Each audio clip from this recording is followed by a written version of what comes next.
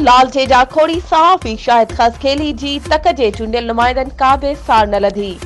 Press club जे बीमार सहाफ़ी जी माली सहायता लाइ समाजी ऐं सियासी अॻवान इज़त अली ब्रह्माणी सिविल अस्पताल कराची में पहुची सहाफ़ी जी अयादत ऐं माली सहायता कई।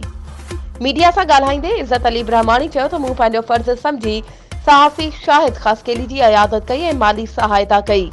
हुन चयो त सिंध हुकूमत ग़रीब सहाफ़ियुनि जे भले लाइ प्लेटफॉर्म जोड़े त जीअं सहाफ़ी बि हिन मुआशरे में जी सघनि।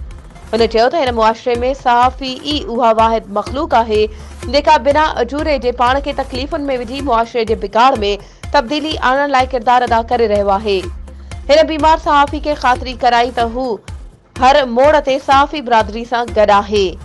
सिंध हुकूमत हेल ताईं बीमार सहाफ़ी जी का बि साड़ न लधी आहे।